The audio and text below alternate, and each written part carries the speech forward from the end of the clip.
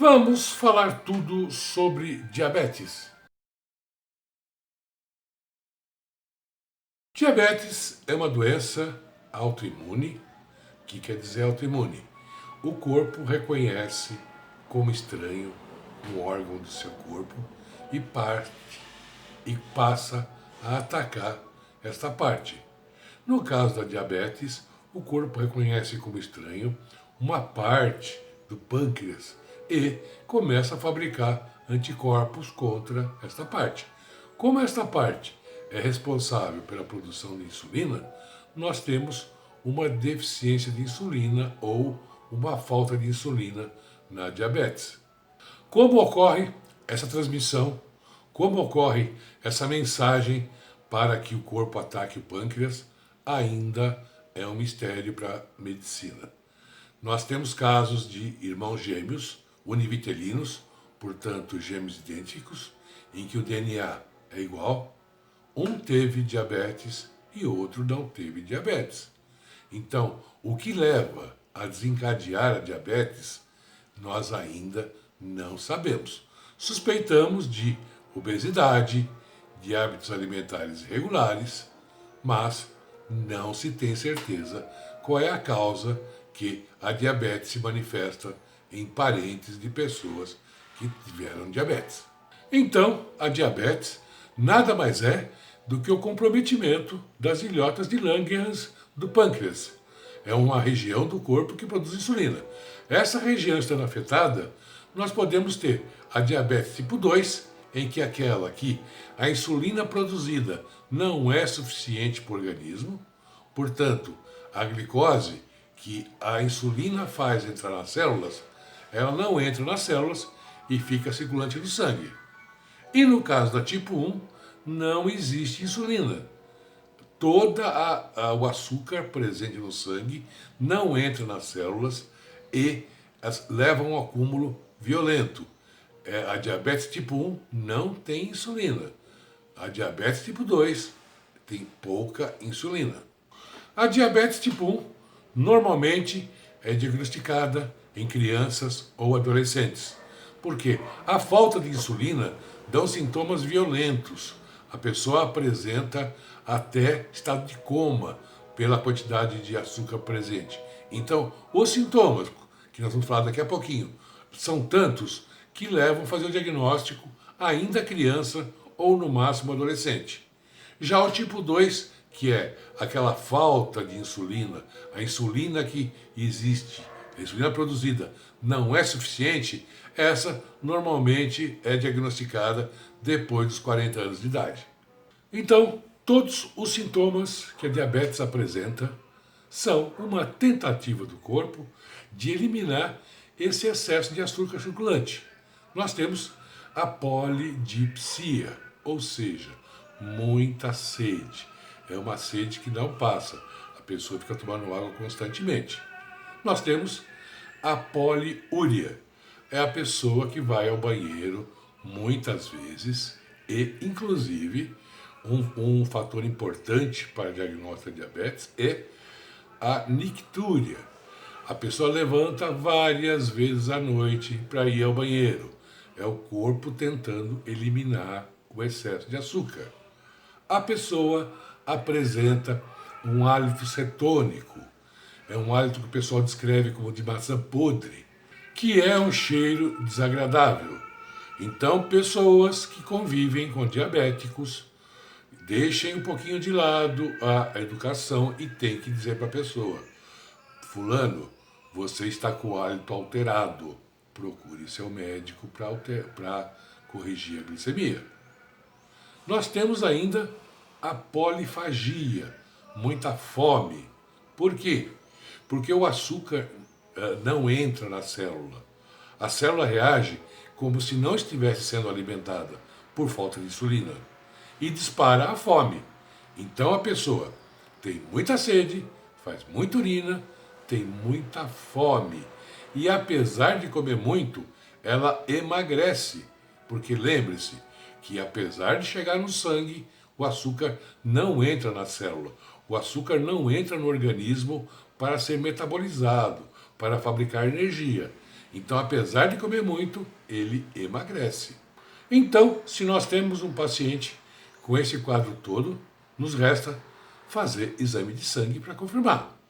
O primeiro exame que é feito é a glicemia, é a quantidade de açúcar presente no sangue. O normal é entre 70 e 99 miligramas de glicose por cada 100 ml de sangue. Se esse valor estiver alterado, se esse valor estiver aumentado, temos que suspeitar de diabetes. O limite do nosso rim é de 180 miligramas. Até 180 miligramas, o rim consegue lidar com a glicemia. Quando ultrapassa isso, o rim passa a soltar urina, passa a soltar, melhor dizendo, passa a soltar a glicose na urina, porque ultrapassou a capacidade do rim de absorver e de reabsorver açúcar. Então, frente a uma glicose alterada, temos que fazer um segundo exame, que se chama hemoglobina glicada. Esta hemoglobina glicada vai dizer para mim qual é o valor da glicemia circulante nos últimos 90 dias. Então, se eu tiver uma hemoglobina glicada aumentada, não tem como não ser diabetes. Por quê? Porque a glicemia varia durante o dia. Quando eu levanto, ela normalmente está entre 70 e 90 miligramas. Quando eu me alimento, ela sobe 140, 150, 180. Daí por diante, a diabetes começa a baixar, o açúcar começa a baixar por efeito da insulina.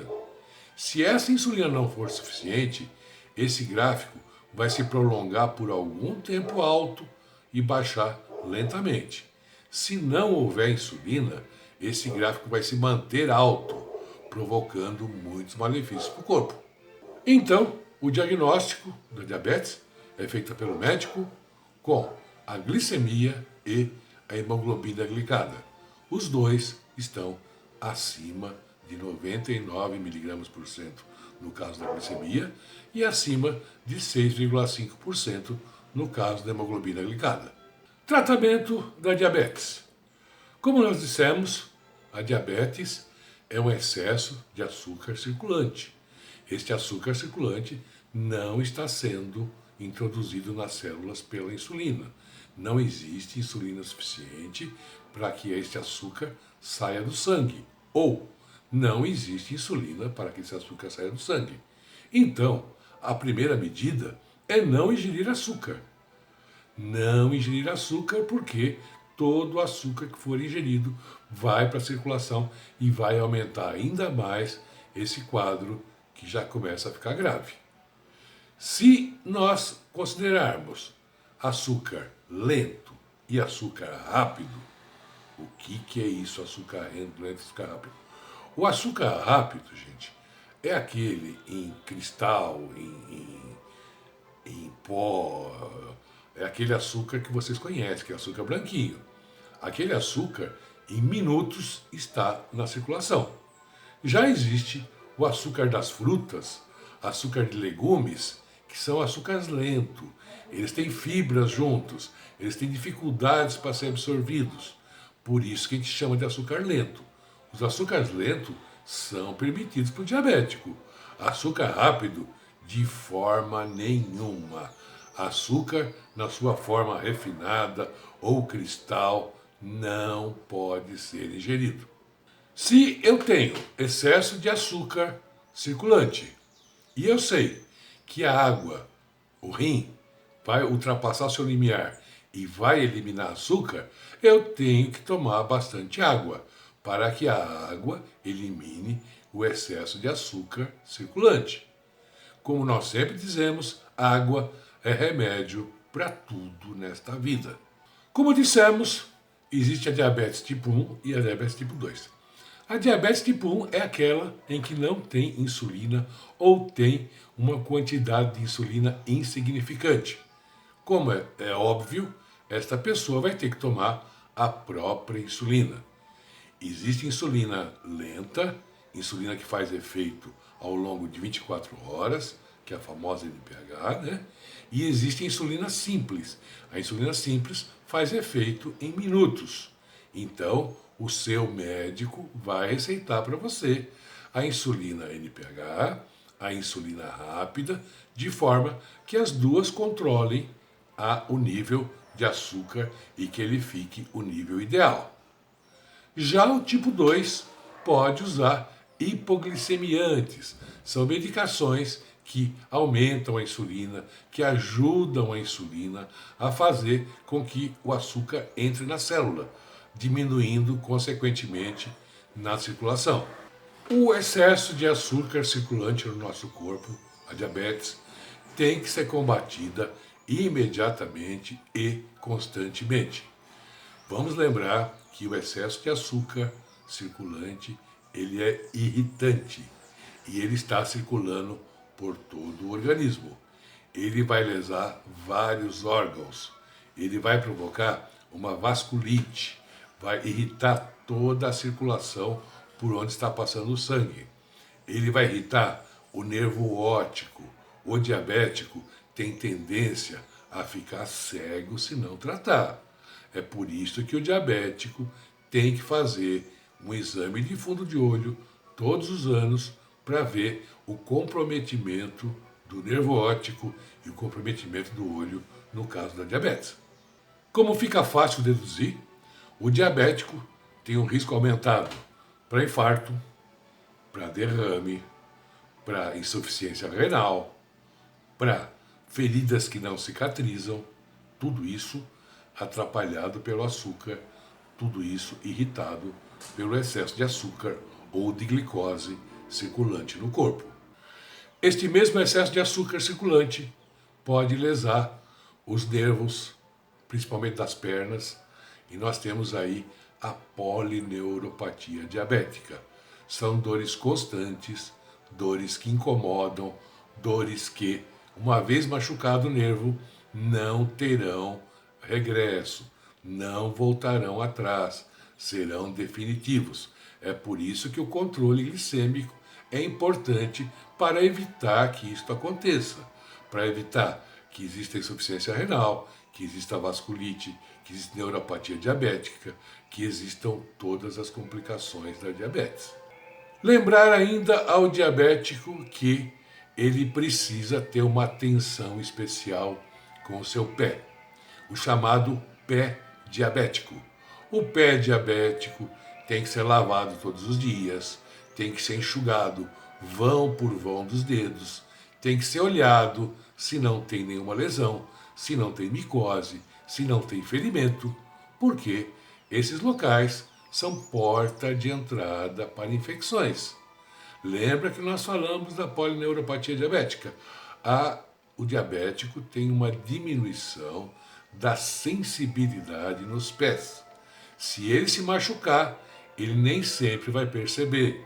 Se ele tiver uma micose, ele nem sempre vai perceber. Então, observando, a pessoa vai perceber.